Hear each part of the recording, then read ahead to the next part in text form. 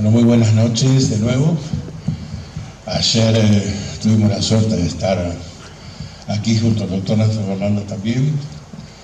Así que bueno, hoy por cuestiones organizativas y de tiempo, para que no se le extienda mucho a la gente del cine, yo sé que para Fer es todo un tema, donde como se van complicando los tiempos, son cosas que nos pasan, les pedimos que lo entiendan.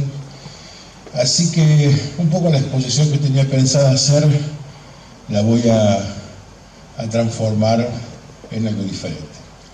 Un poco lo que iba a hablar hoy era sobre el tema de qué pasó hace miles de años atrás, cuando un grupo de gente descubrió un grupo de plantas y un grupo de hongos, ¿sí? Y cómo ese descubrimiento y esa ingesta nos llevó posiblemente a un salto evolutivo, ¿sí? Nos permitió de alguna manera acceder a ciertos lugares que para nosotros hoy son extraños, son lugares poco comunes y que redundan alrededor de una palabra que se dice generalmente en el ambiente, sobre todo en los ambientes académicos, que es la palabra anomalías fenomenológicas.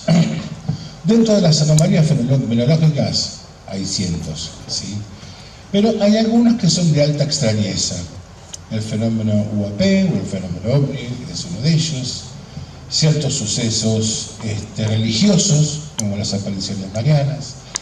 Ciertos aspectos que tienen que ver con la aparición de ciertos animales o seres, ¿sí? De los cuales se ocupa la criptozoología, por ejemplo. La aparición de luces, como las que hablaba justamente ayer, Néstor, esta aparición de estos plasmas, y cómo el plasma se transforma de golpe en diferentes cosas. Entonces, bueno, de alguna manera, esas anomalías pensamos durante mucho tiempo que no tenían correlación, no teníamos con qué abordarlas. Sin embargo, a lo largo de los siglos descubrimos que esas mismas herramientas que habían utilizado nuestros abuelos, nuestros ancestros, nos permitían de alguna forma u otra acceder a esos territorios, ¿sí? Donde algunas de estas manifestaciones parecían estar aconteciendo. Junto con el equipo de lo que fue en aquel momento, para allá por los 90, la Fundación Mesa Verde, ¿sí? Hoy a disposición delante del doctor Berlanda con el doctor Diego Viegas. Tuvimos la suerte de hacer uno de los experimentos más largos, más complejos y más comprometidos para la época, que fue la de adentrarnos a esos territorios sin demasiada conciencia, yo diría a veces, porque no estábamos muy convencidos de que lo estábamos haciendo bien, pero realmente la valentía de ese grupo de 12, 15 personas con las que abordamos esos territorios nos permitió tener la enorme, a veces digo suerte y a veces la enorme entereza de poder regresar todos juntos y que nunca haya quedado nadie detrás. Y si alguien quedó alguna vez un poco retrasado, siempre lo fuimos a buscar. Lo cierto es que de esos viajes, si podemos llamarles, a mí me gusta más pensar que es como a mí me gusta la palabra interpenetraciones, es como penetrar en algo que ya está en mí, pero que de alguna manera lo puedo experienciar de una forma diferente. Para que se den una idea, muchos de los abducidos, cuando cuentan sus historias de que son raptados por las noches, en la actualidad, con las tecnologías que tenemos, pueden poner cámaras. Y lo interesante es que la persona puede relatar una experiencia muy interesante, muy fuerte, incluso con marcas físicas a la mañana, mientras que las cámaras no registran absolutamente nada. Otros casos pueden ser que la persona tiene estos mismos sucesos, pero su pareja que está durmiendo. Entonces, durante muchos años con Néstor hablamos de las abducciones, ¿no? Que era esto como que si algo llevaba al ser humano o una parte del ser humano hacia arriba.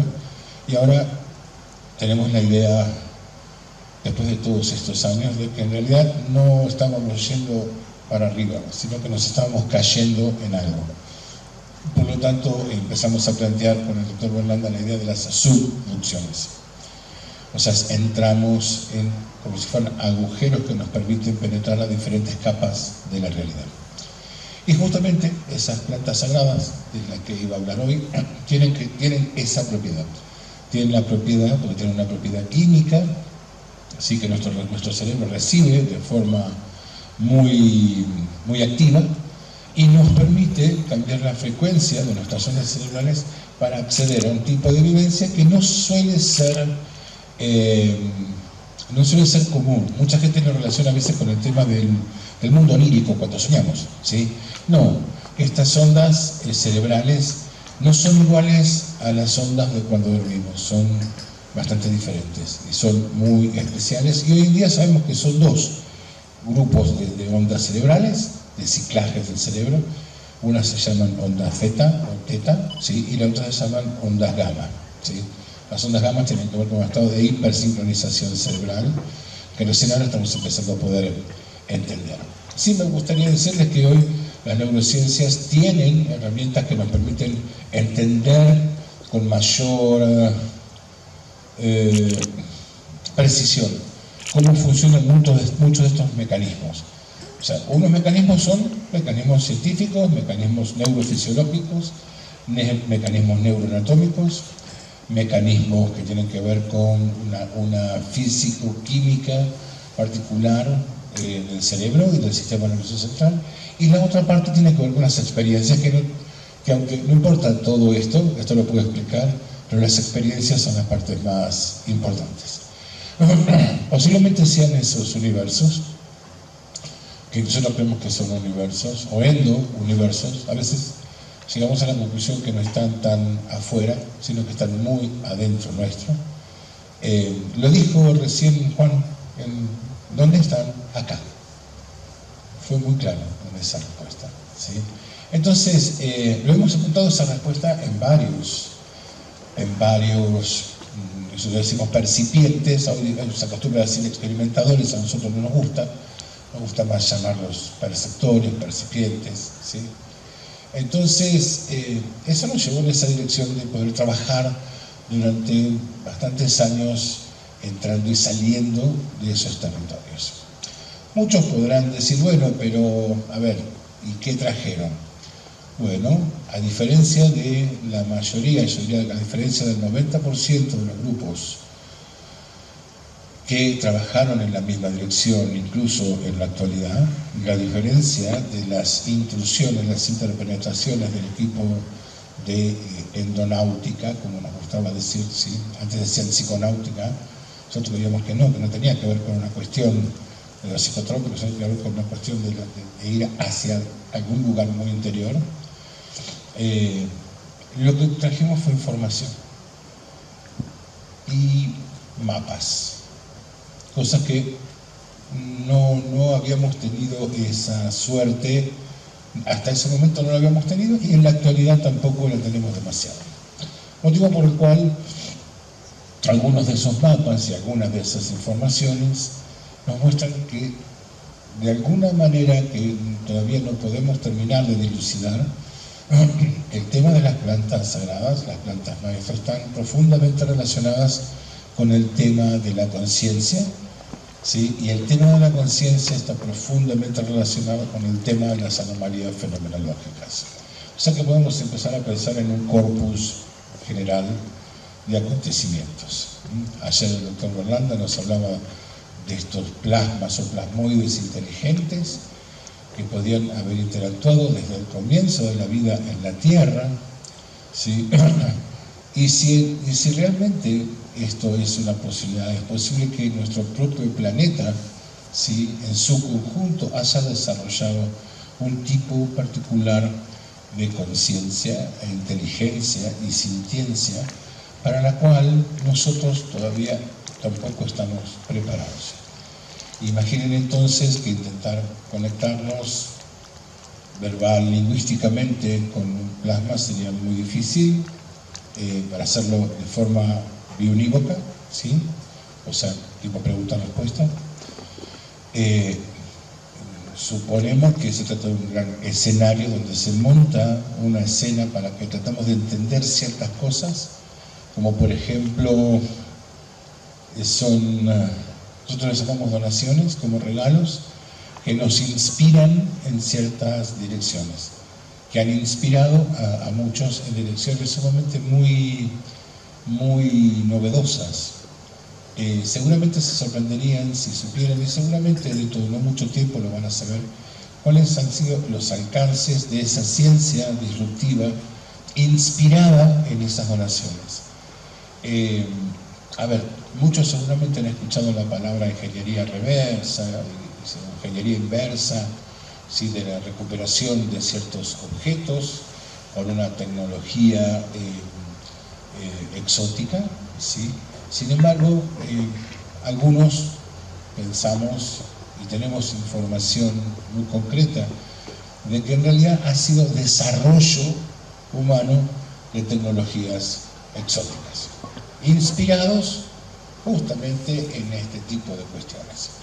Entonces creemos que esas inspiraciones provienen del mismo mundo, de esos mismos lugares donde nosotros trajimos las informaciones, trajimos los mapas que tienen que ver con esos lugares que podemos visitar muy ordenadamente, con mucha disciplina, con mucho riesgo también, ¿sí?, cuando se hace una inmersión en esos mundos. Lo que sí quiero dejar muy claro es que no se trataba de lo que seguramente algunos de ustedes conocen dentro del mundo de las plantas maestras, que tiene que ver con las ceremonias, los maestros planteros, vegetalistas, calistas, ¿sí?, sino que se trató, en el caso de Mesa Verde, de algo diferente, ¿sí? Tenía cierta conformación particular, que nosotros no lo hemos dado a la luz y posiblemente no lo demos durante un tiempo todavía, que permitía acceder, ¿sí?, a esas otras capas de realidad. Y bueno, una de las cosas que sí me gustaría contarles es que esas capas de realidad están plagadas de entidades. No me animo a decir seres, no me animo a decir, no sé, es como una extraña metazoología de seres, algunos muy divertidos, ¿sí?, otros muy sabios, otros muy antiguos, algunos muy jóvenes, algunos muy extraños, pero que nos fue posible entender, ¿sí?, la capacidad de comunicación que tenían. Y de la misma manera que lo decía Juan Pérez, esas entidades un poco nos indicaban, nos transmitían que siempre habían estado con nosotros, siempre habían estado ahí, ¿sí?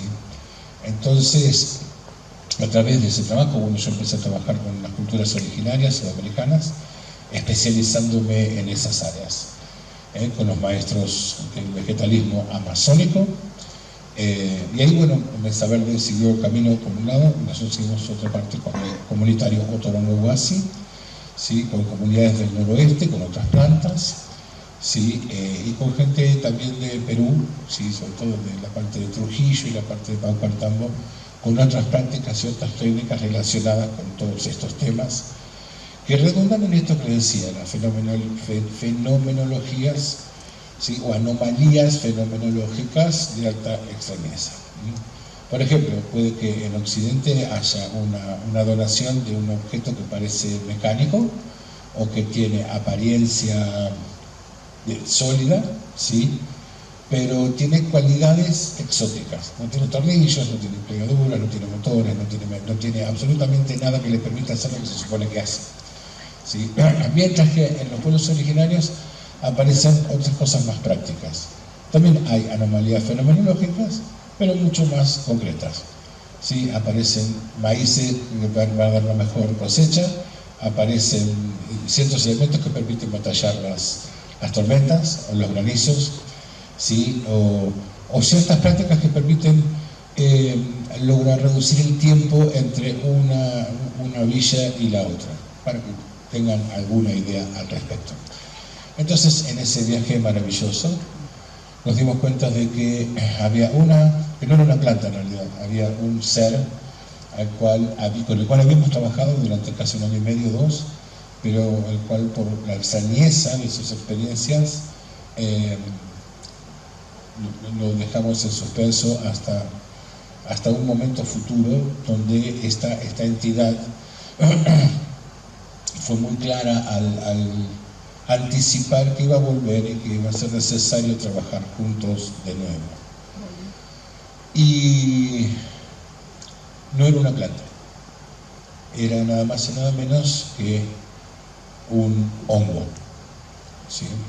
Seguramente muchos de ustedes han escuchado hablar de hongos, sí, pero la historia real de los hongos, como muchos, bueno, los hongos mágicos, los hongos psilocibes, no son lo más importante, más allá de que tienen una importancia para nosotros, pero cuando descubrimos la importancia del reino fungi, esta mitad de camino entre las plantas y los animales, que tiene características de plantas y animales, ¿sí? Y descubrimos que en el inicio, al unirse, ¿sí?, un hongo con una alga verde azulada generó un líquen, que ese líquen mascó piedras y generó el sustrato para que aparecieran los primeros musgos, y que de esos primeros musgos aparecieron los primeros helechos y las primeras plantas y el oxígeno, y se preparó la tierra para que los primeros seres del mar salgan del mar y habiten en la tierra. Para que se hagan una idea, hace 650 millones de años, el primer paisaje que hubo sobre la tierra fue nada más y nada menos que un paisaje de hongos. Eran hongos Basidiomycetos, una de los tipos de hongos que tenemos en la actualidad, solo que vieron que los hongos, los Basidiomycetos son los que todos conocen, los que tienen el sombrerito, ¿sí? Ese es un Basidiomyceto, las esporas salen de basidios. Solo que esos 650 millones de años tenían 8 metros de altura. Entonces el primer paisaje de la Tierra fue un paisaje de bosques enormes de hongos. Entonces imaginen cómo esos hongos fueron atravesando toda la historia de la evolución de la vida en la Tierra. ¿Eso lo pueden llegar a concebir? Que si los hongos no existieran, no hubieran de alguna manera digerido toda la materia vegetal que muere, para volver a integrar sus nutrientes con la parte no biótica, o sea, con la parte mineral, con el suelo. O sea, cuando empezamos a entender el enorme tejido de la vida que tienen los hongos con nosotros, cómo nos ayudan, y las cosas tan particulares e increíbles que hacen, empezamos a encontrar que se nos había escapado algo en todo eso. Entonces, una de las primeras cosas que se nos escapó era que los hongos particularmente tienen una configuración, el cuerpo real del hongo, ¿sí?, es el micelio, ¿sí?, es las hifas y algo que conocemos como micorrizas. Sin esas micorrizas no habría ningún tipo de legumbre o siembra. ¿Por qué? Porque esa micorriza es lo que conocemos como humus o tierra negra.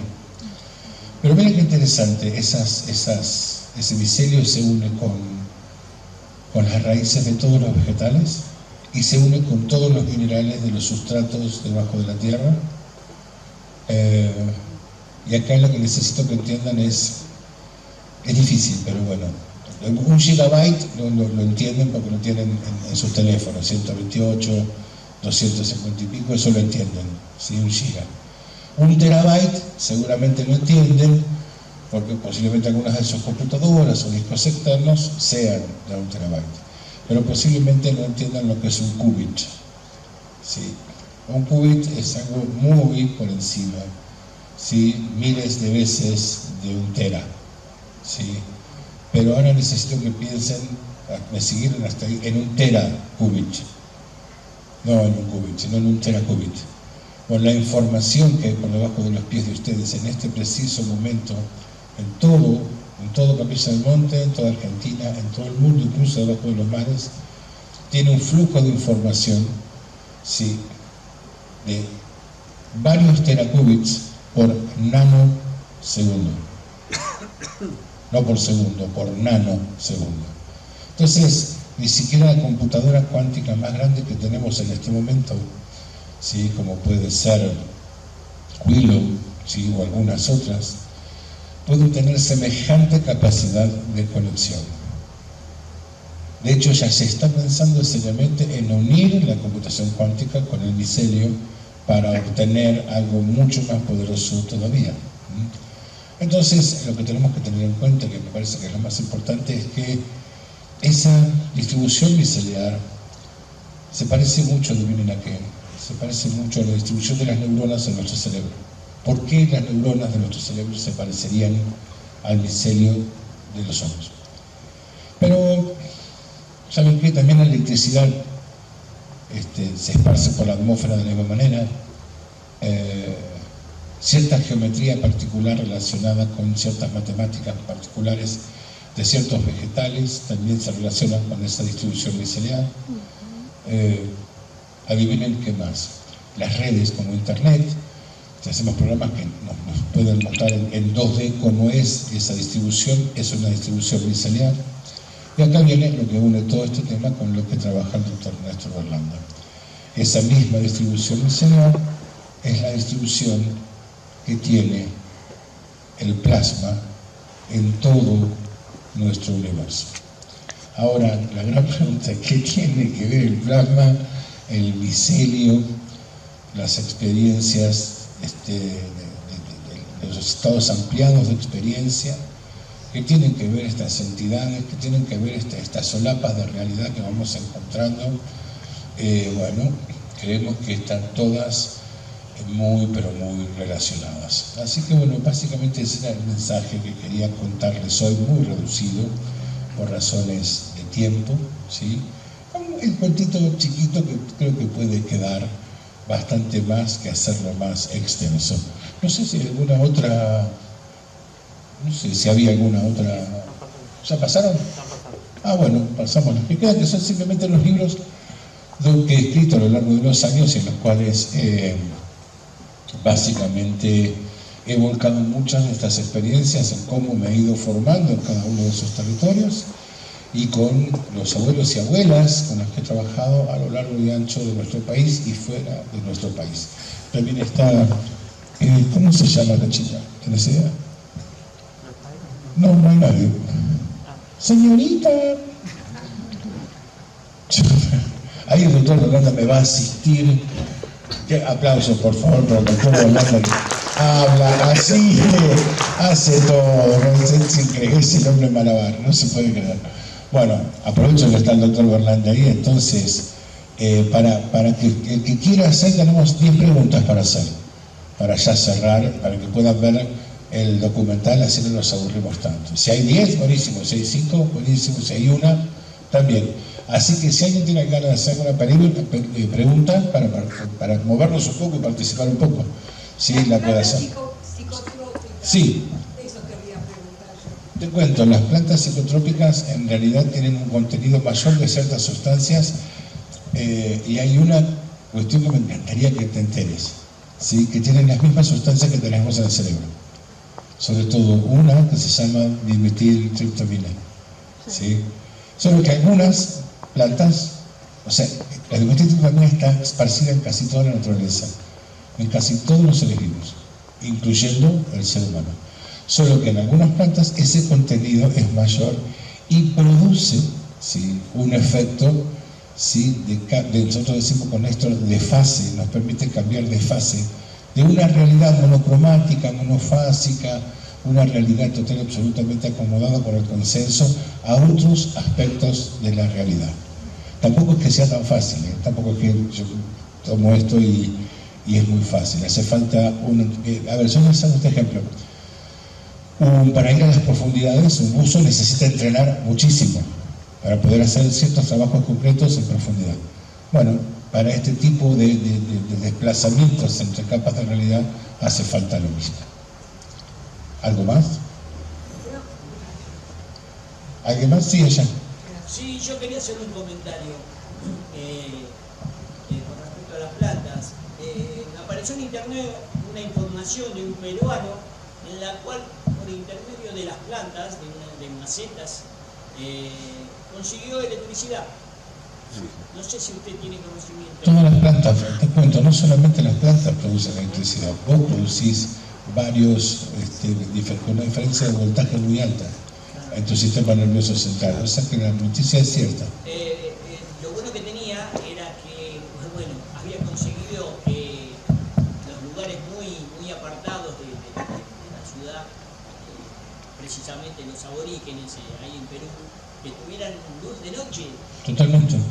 Sí. Fue algo que me me llegó mucho esa información, si bien no fui extenso en leer todo.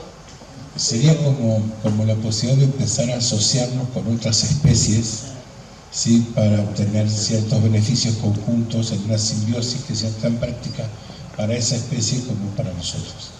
Pero el desarrollo es real, Sí, es posible y es muy bueno. Sí, no tengo ningún problema, eso es un hecho. Acá está, un joven ingeniero descubre cómo obtener energía eléctrica a través de plantas u hongos. Exactamente, noticias. Sí, de plantas. Sí, o sea que la respuesta es un sí rotundo. ¿Qué otra pregunta? A ver, no veo mucho problema. ¿Cuáles son las plantas que tienen su libro que podría resumir? Bueno, te cuento, las plantas principales con las que yo he trabajado y que están volcadas en el libro, una es el ayahuasca, ¿sí? Que no es una planta, es una mezcla de plantas, ¿sí?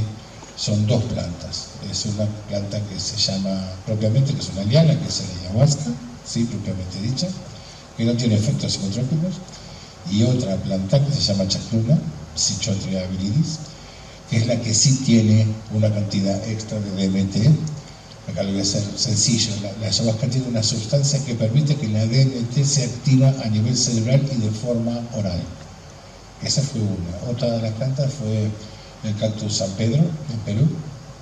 Y aquí en Argentina la práctica más larga que tuve fue con una cactácea que la conocemos como Trichocereus echinopsis sp, pero también la conocemos como guachuma. Y después, sobre todo con el reino fungi. ¿Sí? ¿Son dañinas? ¿Cómo? ¿Son dañinas? No. Bien usada, ninguna planta tendría la posibilidad de ser dañina. Mal utilizada pueden ser muy dañinas. Sí. A ver, cualquier planta de la farmacopea natural, en la cantidad justa, va a ser un remedio, sí, para nuestra salud. Pero si excedemos esos niveles, puede justamente hacer el efecto totalmente contrario. Pero no son dañinas. Otra pregunta. A ver, no veo. Por ahí alguien levanta la mano. Yo que estoy como abducido por la luz. Lo que quieran preguntar, lo que sea, no se haga problema. Dejamos una pregunta más y ya cerramos para que haya seguir a hacer una pregunta. Sí. Juan, Sí.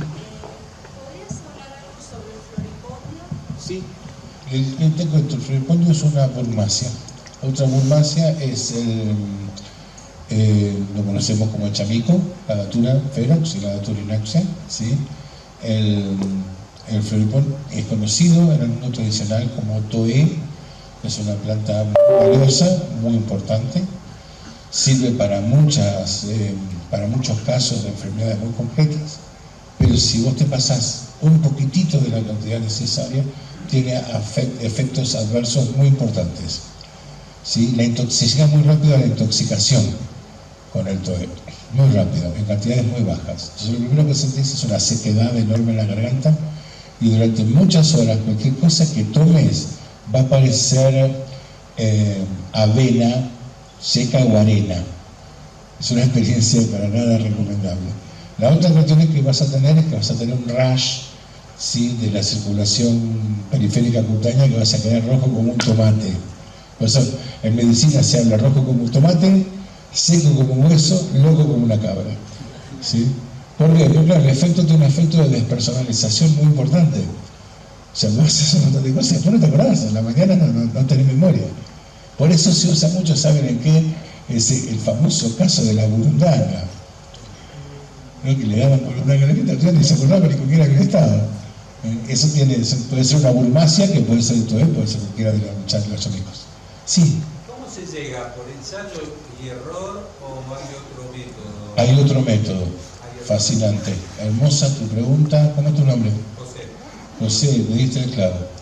Te voy a dar un ejemplo, que lo di esta mañana en el programa de Fer. La ayahuasca ya de por sí es una química de una finura excelsa, hecha en medio de la Amazonía, sin ningún tipo de laboratorio, ¿sí? Imaginen cuántas plantas tendrían que haber juntado y probado durante cuántos millones de años hasta alcanzar un brebaje oralmente activo, ¿sí? Pero vamos a otro caso, que es el caso del curare. Levanten la mano cuántos de aquí pasaron por una cirugía. Una cirugía allá, perfecto.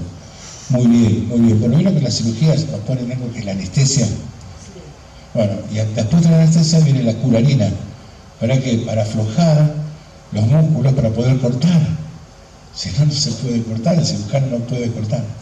Bueno, la curarina proviene del curare, ¿sí? Una sustancia que se consigue en la selva amazónica, que tiene 70 especies vegetales diferentes, las preparaciones más conservadas, algunas tienen más. ¿Qué hace esto? Era simplemente algo práctico, ¿no? Cuando iban a cazar, ¿sí? Los monos, si vos les tirabas con la cerbatana, ¿sí? Y no tenía algo que relaje su musculatura, los monos se quedaban enganchados con la cola de los árboles y había que subir a bajarlos. Entonces el curare se descubre por una función práctica, que era, si no tengo ganas de subir al árbol a buscar al mono cada vez que quiero comer mono, entonces con un poquito solo de curare que entre en el torrente sanguíneo del animal, es suficiente para que caiga al piso. Por eso los grandes maestros del curare tienen que tener una dentición perfecta, porque lo tienen que probar. Si llegan a tener un problema la dentición. Bueno, acá viene un tema. Cuando todos, tanto Néstor, yo, Diego, otros, le hemos preguntado a ellos directamente cómo obtienen esa información. La respuesta en todos los casos es la misma. Las plantas, no, porque puede que sean especies inteligentes no humanas, que se han relacionado con nosotros durante miles y miles de años, que a las cuales no le damos bolilla. ¿Se entiende, no? Por eso, gracias José por la pregunta, porque es hermosa la pregunta. Bueno, una más y no pedimos más. Anímense. Vamos a rifar, no sé, podemos rifar un alfajor para la última pregunta. Una más, anímense, vamos. Una complicada, ¿eh? Sí. ¿Dónde? Sí. No, te cuento, en el caso de estos libros son relatos que son más etnográficos, ¿sí? O sea, de cómo fue mi relación con estas abuelas y abuelos, o sea que se pueden entender perfectamente bien. O sea, en mi caso traté de que no tengan partes, ninguna parte de tipo médico, académico. Lo hice muy sencillo para que cualquiera pudiese entender el mensaje de estos abuelos y estas abuelas. Más adelante seguramente escribiré alguna cosa más técnica, pero no es mi caso. El que lo hace muy bien es el doctor Néstor Berlanda. Por eso siempre digo, cuando quieran ver la parte técnica, diríjanse a él. Cuando quieran ver la parte etnográfica o psicológica, si quieren, pueden ir por este lado. Así que los invito, siempre les digo, por favor, tanto los libros del doctor Berlanda como los libros que tenemos del comunitario autónomo UASI, representan para nosotros un esfuerzo muy grande, y poder vender esos libros representa poder seguir trabajando, ¿sí? Y sosteniendo todos los proyectos con los cuales venimos trabajando hasta la actualidad, conjuntamente con Néstor y cada uno con sus proyectos personales. Entonces, como por ejemplo ayer presentamos el proyecto de levantamiento arqueológico del centro, del complejo astronómico ceremonial de los Mogotes, el Pueblo Canto y el Zapato. Bueno, cada una de esos trabajos hay que solventarlos económicamente. Entonces agradecemos cualquier ayuda que nos puedan dar en esa dirección. Ahora estamos embarcándonos en una nueva parte de ese descubrimiento, que lo encontramos nada más y nada menos que a 50 kilómetros de acá, en la Pampa de Olain. Así que posiblemente en un par de años tengamos noticias de qué es lo que vamos a encontrar justamente en ese lugar. Así que bueno, les queremos agradecer mucho por estos 2 días. Les queremos agradecer mucho a Fer por el esfuerzo, ¿sí? Estamos muy contentos también porque fueron 2 días memorables, no se van a olvidar nunca de nosotros. Y me van a decir por qué. Porque fueron los días que llegamos a 45 grados de calor en Capilla del Monte por primera vez. Entonces van a decir, ir a ver a esta gente a las 5 de la tarde con 45 grados, no me lo olvido más. Entonces también para nosotros es un regalo. ¿sí? No sufran la naturaleza, entiéndanla, ¿sí?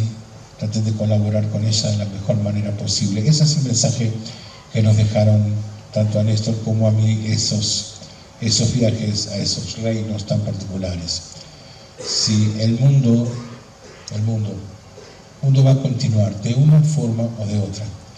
Sí, lo que es inteligencia global, esa inteligencia plasmática nos está proponiendo, y se lo digo con gran pesar, pero también con mucha esperanza, que no necesitamos extinguirnos para demostrar nada. Entonces, solo brillen, solo intenten cada día ser un poquito mejor que el día anterior. Ese es el gran mensaje de las plantas maestras, ese gran mensaje de las abducciones, ese gran mensaje del mundo plasmático, sí, ese gran mensaje de esos mundos que están pegados al nuestro. Y les puedo asegurar que esos mundos son una realidad. No todos podemos acceder de la misma manera, pero creemos que en el futuro, que no tan lejano, eso va a ser algo de lo que vamos a empezar a hablar mucho más seguido, y se los puedo asegurar. Se van a acordar dentro de muy poco tiempo, esto lo dijo Juan. Realmente estamos en un momento único de cambio de paradigma, de desclasificación de muchas cosas, pero acuérdense que les van a mostrar algo por este lado, les van a mostrar algo por este lado, pero posiblemente la línea real, el trasfondo de todos estos temas va a ser nada más y nada menos que por lo que el doctor Burlando y, en mi caso, Juan Acevedo, les contamos en la tarde de ayer y la tarde de hoy. Así que ese es nuestro regalo para ustedes. Gracias por estos 45 grados, gracias al cerro, gracias a las gemelas, al overo, al pajarillo, ¿sí? A los terrones, al calabalumba, al Dolores, siempre. Lo único que les pido, cuiden mucho a esos perritos chiveros que están en la calle todos los veranos, porque son un acervo cultural de Capillo del Monte. Si ustedes supieran lo que sabe cada uno de esos perros, se caerían de la cama. De lo que son capaces cada uno de esos perritos que andan pidiendo comida, mímenlos mucho porque se lo merecen. Trabajan mucho durante el año. Así que, como decimos en el mundo originario Boa Guaraní, Agui Xilete, brillen con la mejor que tengan.